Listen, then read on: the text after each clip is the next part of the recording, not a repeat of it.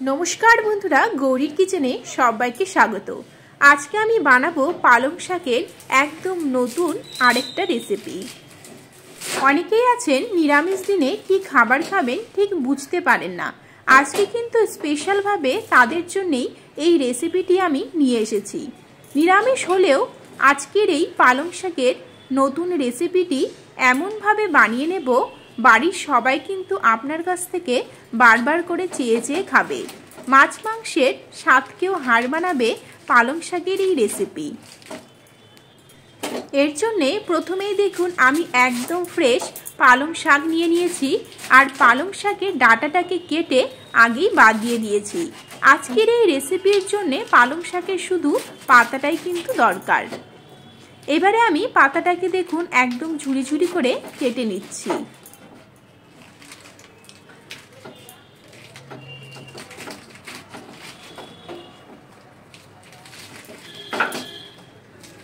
काटा हो गिয়েছে।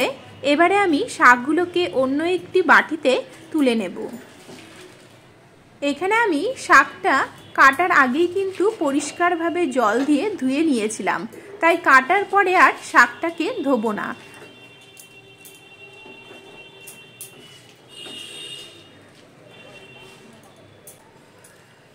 এবারে আমি শাকের মধ্যে দিয়ে দেব প্রায় 1 টিস্পুনের মতো নুন। আমি এখানে এক আটি শাক নিয়েছি, তাই 1 টিস্পুন নুন দিয়ে দিলাম। আপনাদের কিন্তু পরিমাণ অনুযায়ী নুনটা কম বেশি করে নিতে হবে। এবারে শাকটাকে আমরা ঠিক এইভাবে হাত দিয়ে চটকে চটকে নরম করে নেব। আজকের এই রেসিপির জন্য শাকটা যত ভালোভাবে আপনারা নরম করে নিতে পারবেন তত ভালো কিন্তু রেসিপিটি তৈরি হবে। তবে কিন্তু খুব বেশি সময় লাগবে না। এর মধ্যে নুন দেওয়া আছে, তাই 5 থেকে 6 মিনিটের জন্য এইভাবে করে একটু চটকে নেবেন, তাহলেই কিন্তু নরম হয়ে যাবে।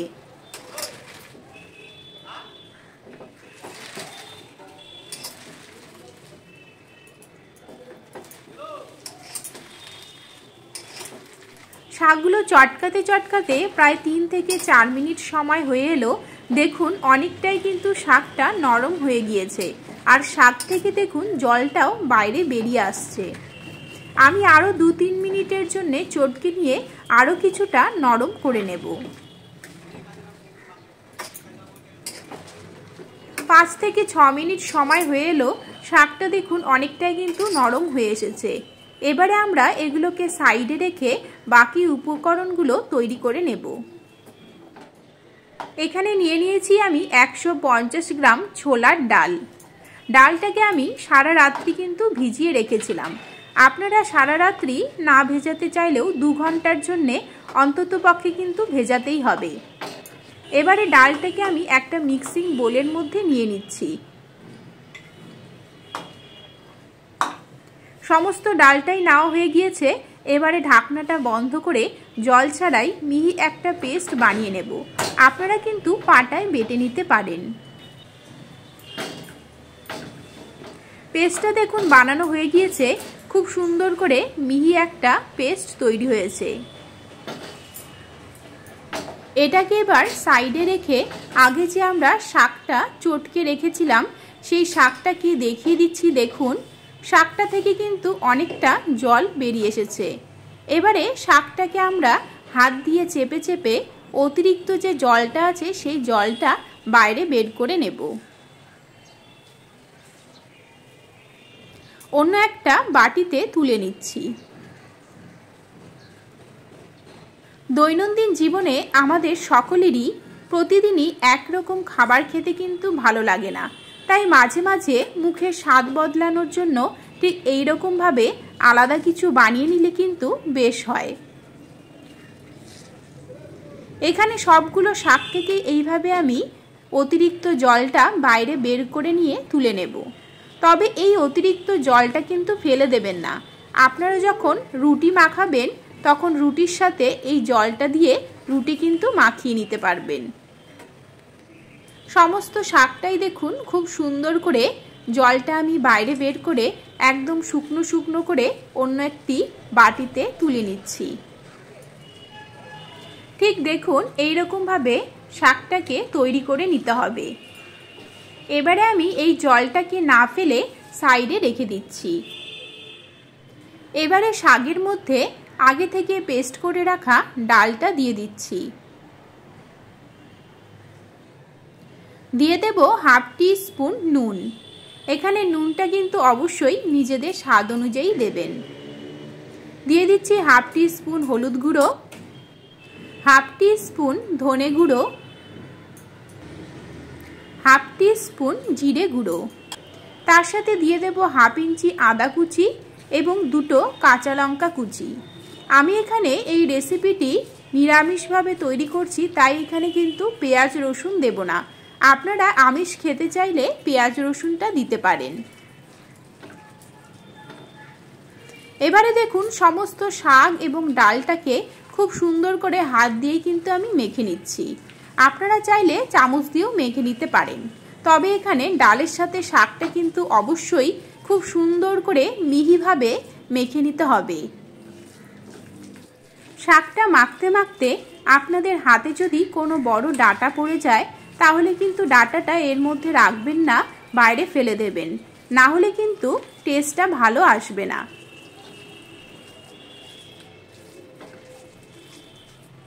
খুব সুন্দর করে দেখুন মেখে নেওয়া হয়ে গিয়েছে।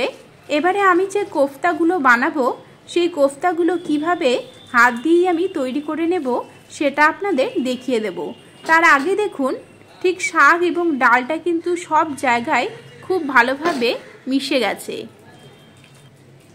কোফতা বানানোর জন্য এই মিশ্রণটাকে প্রথমে আমি হাত দিয়ে দেখুন এইভাবে গোল করে নেব, তারপরে আঙ্গুল দিয়ে চেপে চেপে কোফতার আকারে করে নেব। ঠিক দেখুন এই রকম করে বানিয়ে নিতে হবে। আমি এখানে 14 থেকে 15টা কোফতা তৈরি করেছি। আপনারা ছোট ছোট করে বানাতে চাইলে 20 থেকে 25টাও কিন্তু কোফতা বানিয়ে ফেলতে পারবেন। ঠিক একইভাবে দেখুন আঙ্গুল দিয়ে চেপে চেপে কোফতার আকারে করে গরম তেলের মধ্যে ছেড়ে দিচ্ছি। এখানে তেলটা প্রথমে ভালোভাবে গরম করে নিয়ে গ্যাসের ফ্লেমটা কিন্তু সবসময় লোতে রাখতে হবে, তাহলে দেখবেন কোফতাগুলো ভিতর থেকে পুরোপুরি খুব সুন্দর করে ভাজা হয়ে যাবে আর খুবই কিন্তু ক্রিস্পি হবে।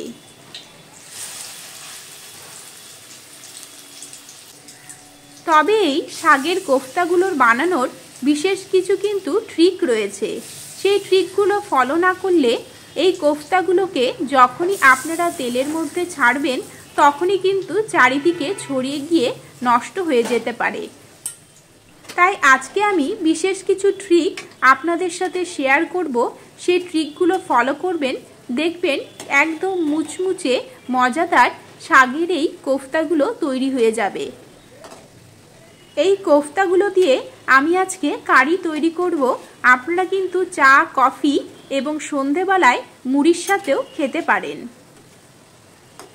একদিকে দেখুন ভাজা হয়ে গিয়েছে, তাই আমি আরেকদিকে উল্টে দিচ্ছি।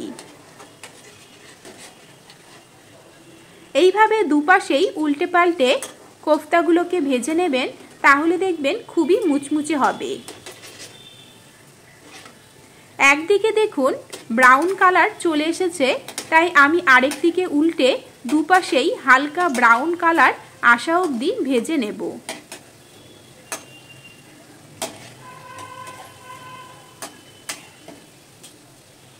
এবারে দেখুন দুপাশেই খুব সুন্দর করে ভেজে নেওয়া হয়ে গিয়েছে, একদম কমপ্লিট হয়ে গিয়েছে পুরোপুরি ভাজা। এবারে আমি নামিয়ে নিয়ে দ্বিতীয়বারের জন্য ভেজে নিচ্ছি। আমি একটু বড় বড় করে ভেজেছি, তাই এখানে 15 থেকে 16টা কোফতা তৈরি হয়েছে। আপনারা ছোট ছোট করে ভেজে নিলে 20 থেকে 25টাও কিন্তু তৈরি হয়ে যাবে।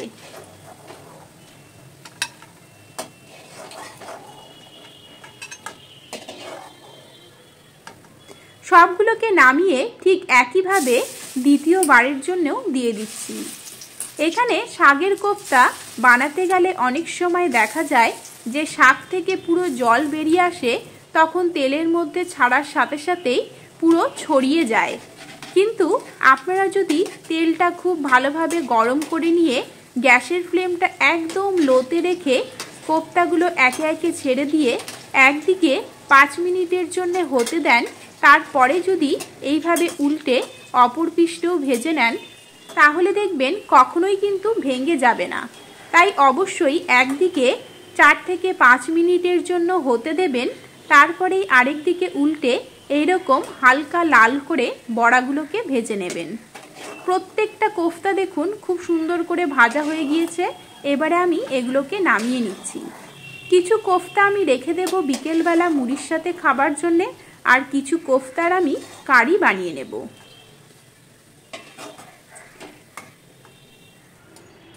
দেখুন সবগুলো কোফতা খুব সুন্দর করে লাল লাল করে ভাজা হয়ে গিয়েছে, আর দেখুন ততটাই কিন্তু মজাদার হয়েছে।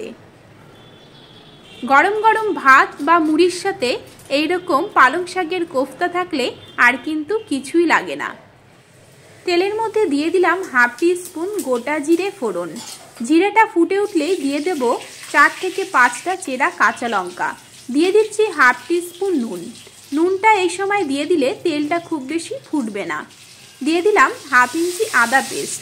এবারে সব কিছুকে খুব সুন্দর করে 1 থেকে 2 মিনিটের জন্য নেড়েচেড়ে নিয়ে ভেজে নেব।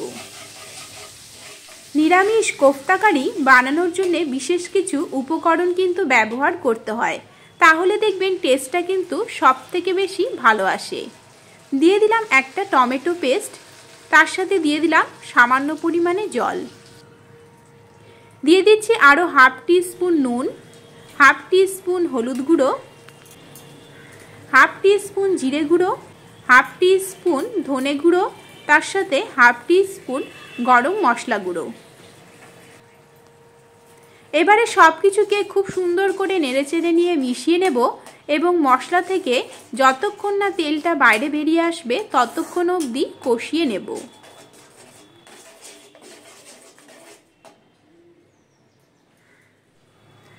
পাঁচ মিনিট পরে ফিরে এলাম। দেখুন মশলা থেকে তেলটা বাইরে বেরিয়ে আসতে শুরু করে দিয়েছে।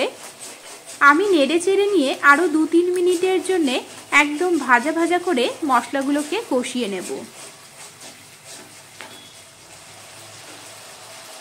এবারে দেখুন মশলাগুলো খুব সুন্দর করে ভাজা ভাজা করে কষানো হয়ে গিয়েছে। এবারে আমরা এর মধ্যে গ্রেভির জন্য দিয়ে দেব প্রায় 1 গ্লাস পরিমাণ গরম জল। অবশ্যই কিন্তু গরম জলটাই ব্যবহার করবেন, ঠান্ডা জল ব্যবহার করলে টেস্টটা কিন্তু ভালো আসে না।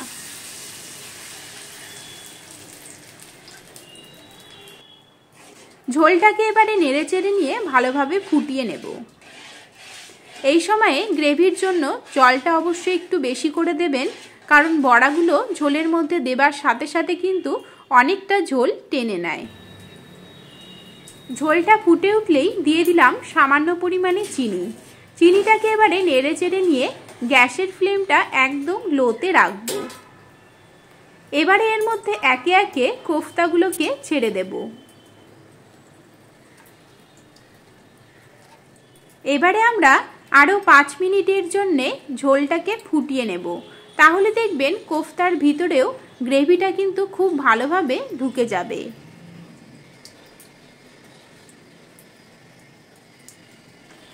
এবারে একটু খুন্তি দিয়ে এদিক ওদিক নেড়েচেড়ে নিয়েই আমি ঢেকে রেখে 5 মিনিটের জন্যে ফুটিয়ে নিচ্ছি। 5 মিনিট পরে ফিরে এলাম। দেখুন কোফতাগুলো কিন্তু খুব সুন্দর নরম হয়ে এসেছে। এবারে গ্যাসের ফ্লেমটা বন্ধ করেই দিয়ে দেব প্রায় হাফ টেবিল স্পুনের মতো ঘি। ঘিটাকে দিয়েই আমরা 5 মিনিটের জন্যে ঢেকে রেখে তারপরেই গরম গরম ভাতের সাথে পরিবেশন করব পালং শাকের কোফতা। ভালো লাগলে সাবস্ক্রাইব করে নেবেন, লাইক ও শেয়ার করবেন। আজকের মতো এখানেই শেষ করছি। দেখা হবে নেক্সট রেসিপি নিয়ে। নমস্কার।